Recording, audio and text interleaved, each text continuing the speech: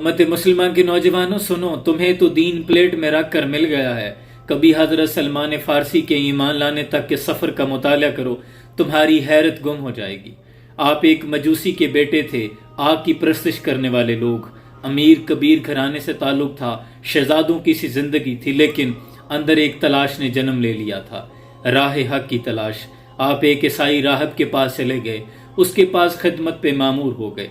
दिन रात उसकी खिदमत किया करते कि मुझे हक मिल जाए, लेकिन ये खबर बाप को हुई तो उसने घर से निकाल दिया।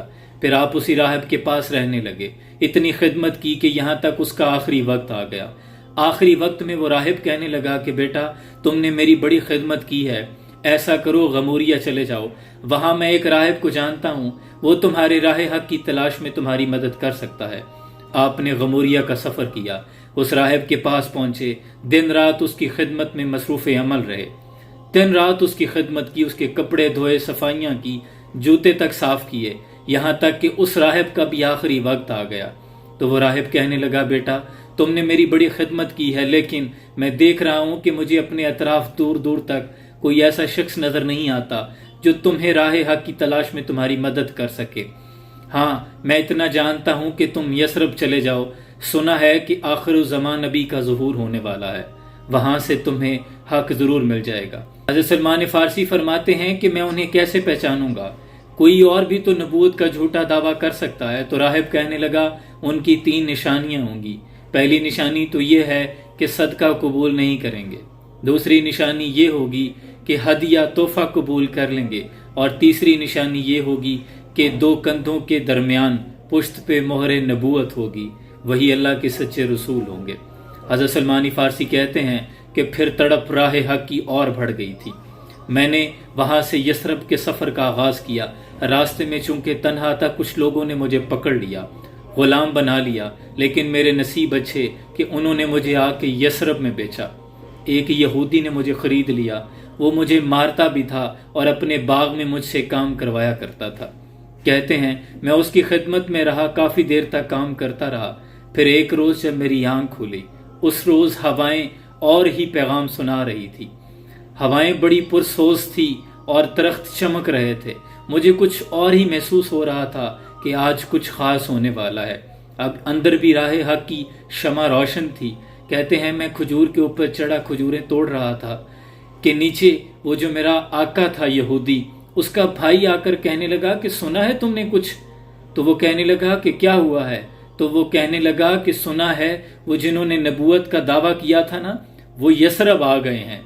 यसरब बीमारियों का गढ़ था, लेकिन हुजूर के कदम मुबारक की निस्बत से मदीना बना, बीमारियों से पाक कर दिया अल्लाह ने।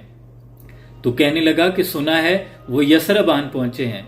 हज़रत सलमान फारसी कहते हैं मैं धड़ाम से नीचे आया, मैंने आकर पूछा कि क्या कहा, तो मेरे मालिक ने मेरे मुंह पे थप्पड़ मार दिया। लेकिन आज मैं रोया नहीं, क्योंकि आज तो मेरे दिल में कुछ और ही शमें रोशन हो चुकी थी, खुशी की जैसे कोई खड़ी आन पहुंची थी। कहते हैं मैं शाम का इंतजार करने लगा। शाम ढली, मैंने कुछ खजूरें तोड़ी, पल्लू में बांधी और वादिये कुबा का सफर किया। कहते हैं मैं वहां पहुंचा, हुजूर एक खजूर के तने की टेक लगाए बैठे थे। एक तरफ एक दिया रोशन था, दाईं जानिब हजरत सिद्दीक अकबर बैठे थे। मैं जाकर बैठ गया। हुजूर ने मेरी तरफ देखा तो बसों फरमाया। कहते हैं दिल तो पहली नजर में लुट गया था, चेहरा ही वद्दुहा के चेहरे पे नजर पड़ी थी कि सुभान अल्लाह, मैं तो वहीं बैठ गया। कहते हैं मैं चेहरा देखता रहा, फिर मैंने पल्लू से खजूरें खोली और राहिब की निशानियों को सोचा कि उसने जो निशानियां बताई थी वो जरा देख तो लूं। खजूरें पेश की, कहा हुजूर ये मैं सदका लेके आया हूं। तो हुजूर मेरी तरफ देखकर मुस्कुराने लगे कि जैसे पहले से जानते हो। हुजूर ने मेरी ही तरफ देखते हुए अबू बकर सिद्दीक से फरमाया, सिद्दीक इन्हें लोगों में बांट दो, आप जानते हैं कि हम सदका नहीं लेते। हजरत सलमान फारसी कहते हैं कि पहली निशानी तो पूरी हो गई और चेहरा भी, सुभान अल्लाह, मैं वापस तो लौट आया, लेकिन रात भर सो न सका। दिन भर जल्दी से काम करता रहा, शाम का इंतजार करता रहा। अगले रोज फिर शाम को कुछ खजूरें बांधी, फिर हुजूर की बारगाह में हाजिर हो गया। खजूरें पेश की कि हुजूर तोहफा लाया हूँ। हुजूर ने मेरी तरफ देखा तो मुस्कुराने लगे। हुजूर ने तनावुल फरमाई। सलमान फारसी फरमाते हैं कि शायद, मुझे नहीं पता, हुजूर ने 10-11 खजूरें तनावुल फरमा ली। मैं बड़ा खुश हुआ, अब दूसरी निशानी भी पूरी हो चुकी थी। لیکن اس روز واپس جانے کو دل نہ کرے۔ حضور کی محفل میں جو قلبی اطمینان مل رہا تھا وہ اس سے پہلے دل نے محسوس نہیں کیا تھا۔ بڑا مشکل سے ہو کر میں اٹھ کے آیا۔ پھر اگلے روز جب میں جانے لگا تو دل طرح طرح کے منصوبے بنانے لگا کہ 2 نشانیاں تو جو راہب نے بتائی تھی وہ پوری ہو گئی ہیں، اب تیسری نشانی کا کیسے پتہ کروں گا؟ اب جا کر یہ تو نہیں کہہ سکتا کہ حضور اپنی پشت دکھائیں، یہ تو بے ادبی شمار ہوگی۔ دل میں یہ خیال آئے کہ کاش ہوا چلنے لگے اور حضور کی چادر ہٹ جائے تو میں مہر نبوت دیکھ لوں۔ کہتے ہیں اس روز جب میں پہنچا تو حضور مسجد نبوی جہاں آج ہے وہاں موجود تھے، جنت البقیع میں تھے۔ تو میں وہاں پہنچا، حضور کی خدمت میں بیٹھنے لگا تو حضور نے فرمایا کہ سلمان سامنے نہیں، تم پیچھے آ کے بیٹھو۔ قربان جاؤں، قطرے کو سمندر، ذرے کو ستارہ کرتے ہیں، کونین کو خم آ جاتا ہے جب زلف سنوارا کرتے ہیں۔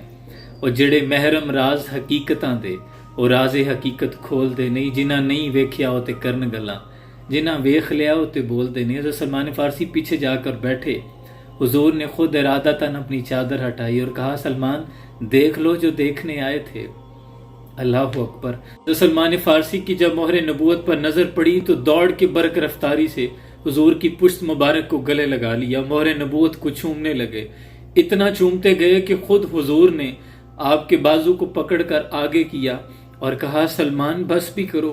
تو حضرت سلمان عرض کرتے ہیں یا رسول اللہ صلی اللہ علیہ وآلہ وسلم، حضور میں نے بڑا سفر کیا ہے، حضور میں نے بڑی ماریں کھائی ہیں، شام سے اصفہان، پھر موصل، پھر غموریہ، پھر یثرب پہنچا ہوں، حضور میں نے بڑے لوگوں کے کپڑے دھوئے ہیں، حضور بڑے لوگوں کے جوتے صاف کیے ہیں آپ تک آنے کے لیے۔